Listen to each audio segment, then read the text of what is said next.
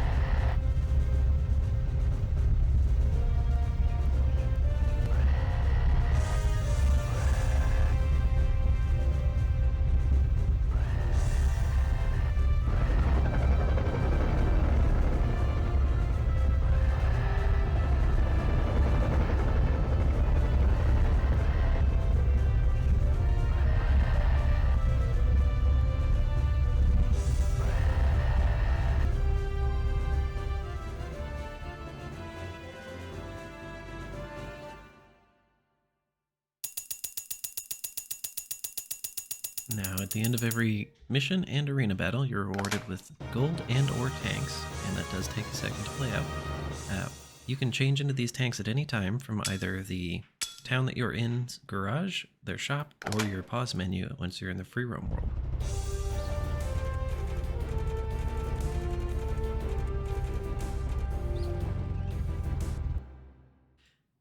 Now we're going to speed things up a little as I talk to a couple of NPCs and then head to the arena. This is a great place to go and earn some gold in between missions so that you can afford new parts. And it is a fun place to test your skills. There are two types. The battle arena, where you fight an easy, medium, and hard version of tanks in the area that you're in, and they all have unique circumstances. For example, this one is a general, like, foresty map, and you do have others like water battles or mountainous terrain or field guns all around shooting at you. There's a lot of variety. The other things are expert battles that will usually involve having some kind of special part. This first town, it's the chainsaw. I don't have the chainsaw and I don't plan to buy it, so I skipped that.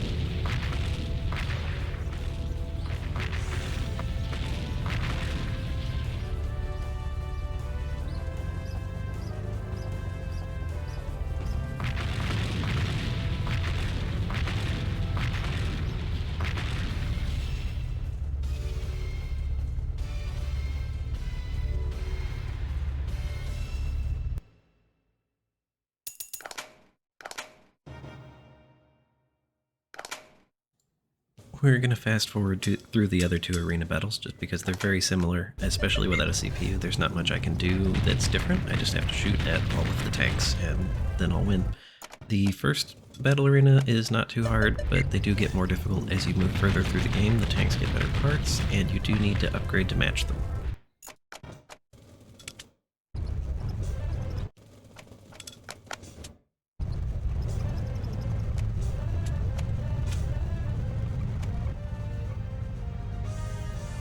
So here the game actually acknowledges its controls that are a little finicky. This is why I recommend a CPU for your first play. If you want to go without on subsequent playthroughs, that's fine. It's a good challenge, but for the first one, you really should have one. Now we're going to go through the shop, and I'm going to fast forward it, but while I'm perusing through and selecting my parts, even just in this first shop, there is a huge variety of stuff to try out.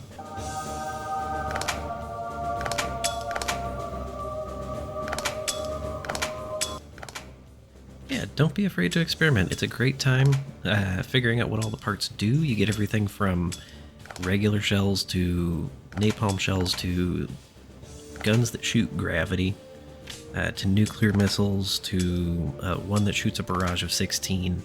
There's a whole huge variety of stuff to try out. It's a fantastic time.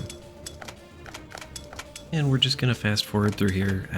You don't really need to see a long listing of the parts that are available in the first shop, but I will cut other future shop runs and a whole bunch of stuff from this video. Get out there and try the game. I'm telling you, if you can find a copy of it, or if you have a copy laying around that you've never played, absolutely give it a shot. I'm running it on an emulator, but I pulled it off of my own PS2 disc to play for you guys. So I apologize for the interlacing issues and the other problems that brings, but I would recommend that you just get out there and try it. It's got a lot of replayability, which we'll get into when we get to that, but yeah, just go out there and see what all parts are available.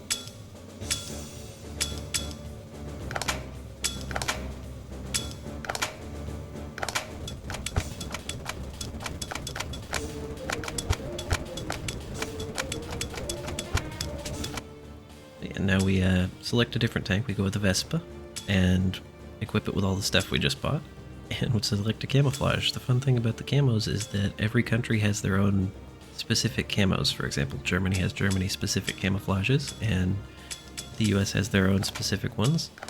And there are even some special ones that you can get by playing through the game, equipped to specific custom tanks.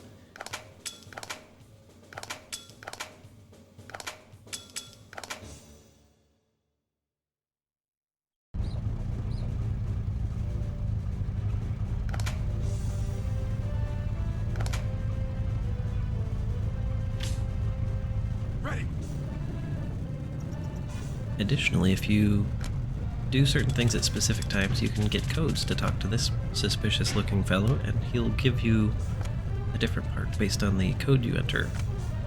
We'll actually get one when we go over to the mountain later.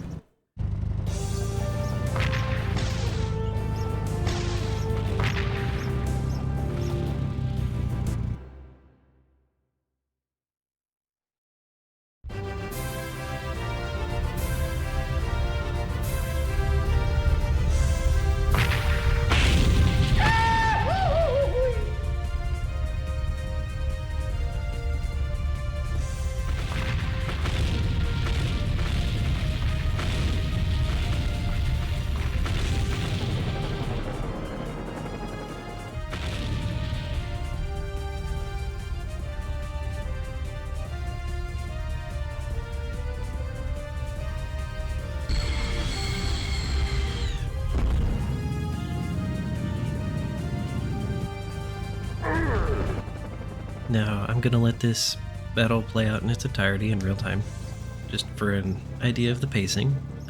The battles do get faster as you get better parts, and you can pretty easily start wiping missions in less than a minute or two if you get really powerful parts and you're very good at the game. But generally it'll take 3 to 5 minutes per mission, and then you'll go to the map, which will allow you to select different missions at different times. Sometimes there will be an offering of 2 where you can actually pick one mission over the other, and then whichever one you don't pick won't be available to you afterward. Normal soundtrack, and this is a con, the normal soundtrack is extremely repetitive. You will want to listen to music or something while you play this, because there are only about 5 tracks in total, and one of them is the track that you'll hear the most. It's the same soundtrack whether you are in a cutscene or in a battle or roaming around in free roam. There is no town-specific music, there's no... well, there is a boss music, but it's the same music for all bosses. And the gun sound effects do get quite repetitive, so if you are planning to play this, I would recommend that you bring some music with you to the experience.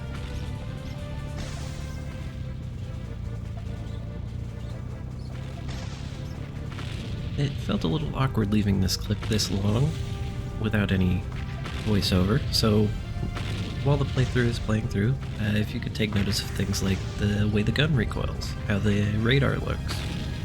You'll note that at some point I get to very low health. I still managed to pass the mission without getting a game over screen, but things like the missile launcher rotating when it's fired.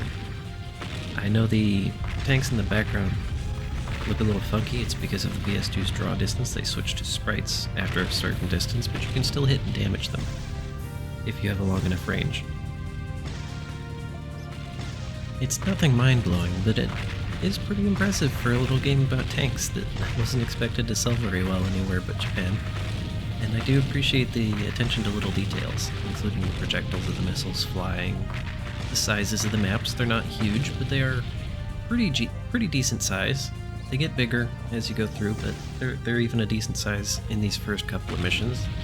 Just all the little things that were not overlooked, even though they could easily have been, and the game probably would have still been a little footnote in history. But I appreciate them.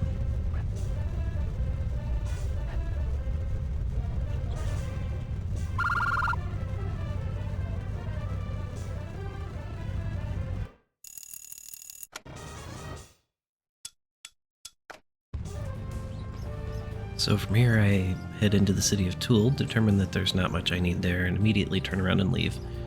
But this brings up an opportunity to talk about the game's map system.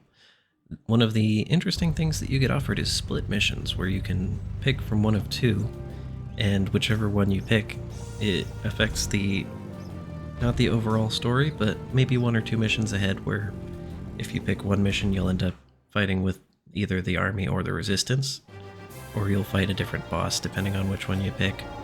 It just depends, and there's not really an indicator unless you pay attention to the dialogue, which you don't have to do, but it is the only real way to determine which mission is gonna be the next one that you get.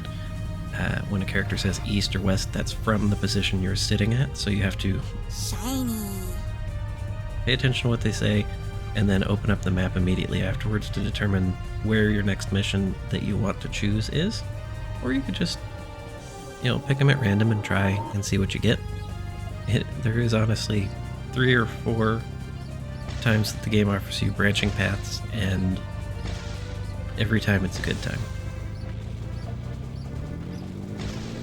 Now here I've chosen the Sniper in the Sands mission, and I take out the first 2 guys pretty quick. One of the things that you will learn if you sit too long is that if you stop and you hold still for any measure of time, the King Tiger at the center of the map there will snipe you for tons of damage, so it's very important to keep moving around in this one. I actually failed to do that twice, and the first time it's not the sniper that gets me, but the roll bomb from one of these Stugs just off in the distance there.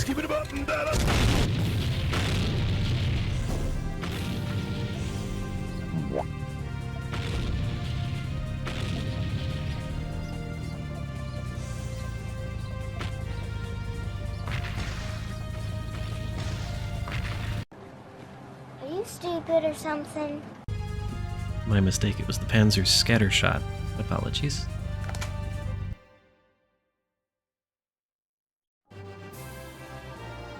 We're actually going to cut through most of the repeat of this mission and get right to the meat of it.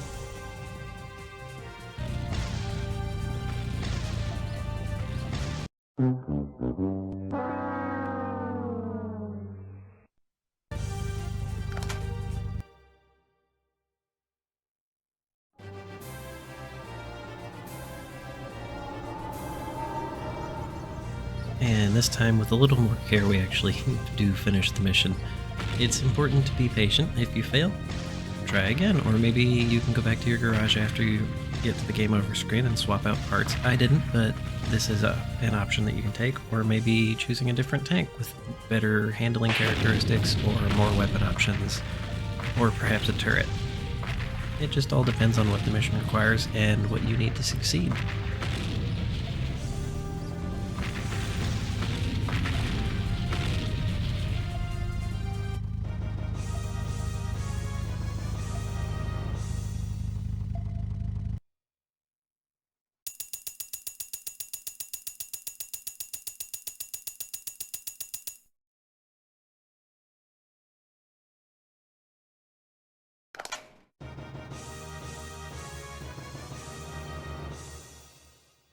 Now from here we go back into Tool and we buy several parts, and then I transition us directly into one of the first bosses, the helicopter. And it's a pretty quick boss fight just because I know how to use my missiles and stay pretty close up so that his gun can't get me, but it is still a good time.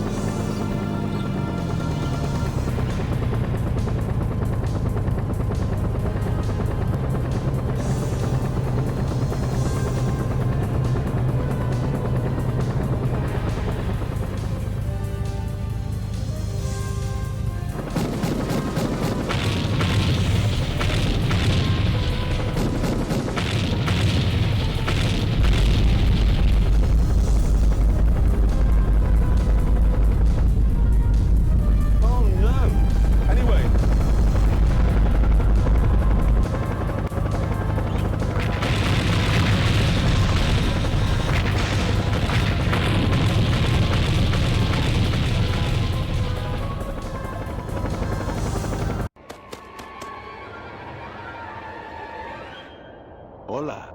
Me has atrapado. En medio, suavemente. Te traigo mi suave. Regresé de entre los muertos con música de YouTube que cumple con los derechos de autor. Disfruta de la gloriosa suave.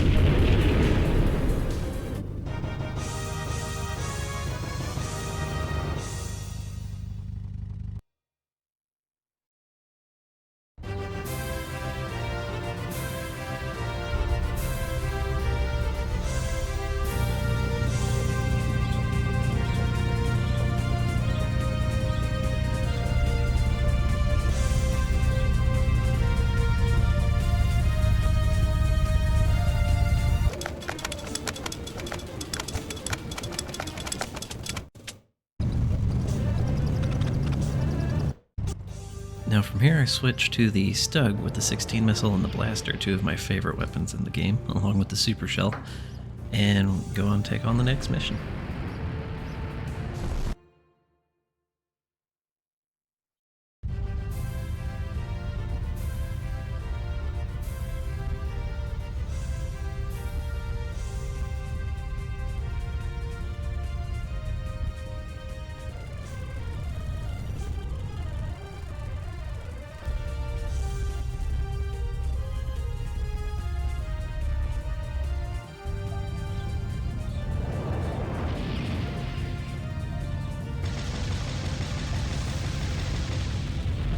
said, "Oh Lord Jesus, it's a fire."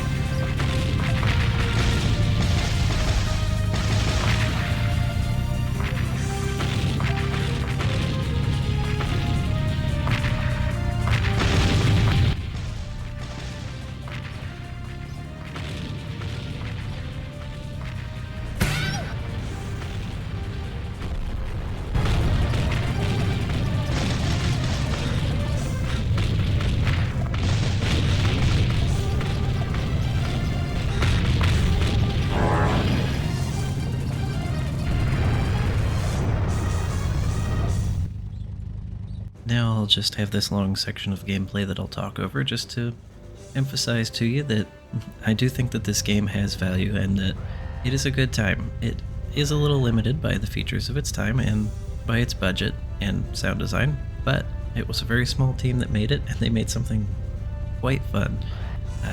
If you do have the time and the ability to do so, I would recommend either, if you see it in a bargain bin at a local game store, pick it up and give it a try, or if you happen to have a copy laying around, maybe take the dust off of it and boot it up. See if you want to play it some more. It's a fantastic game that I've sunk a load of hours into, and that I think I'll continue to sink hours into for years to come.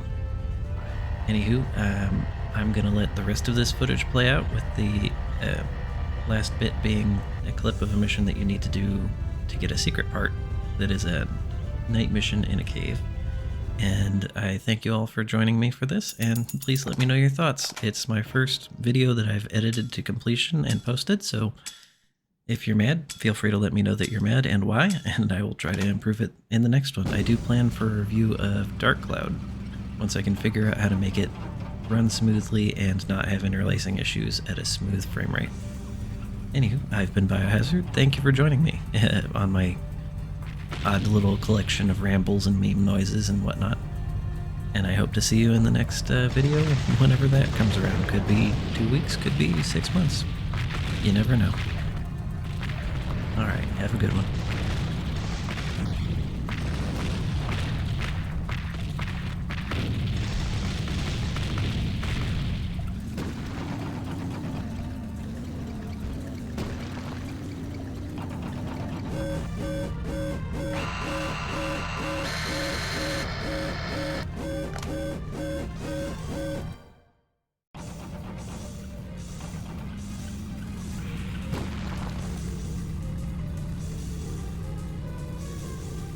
I feel pain, the pain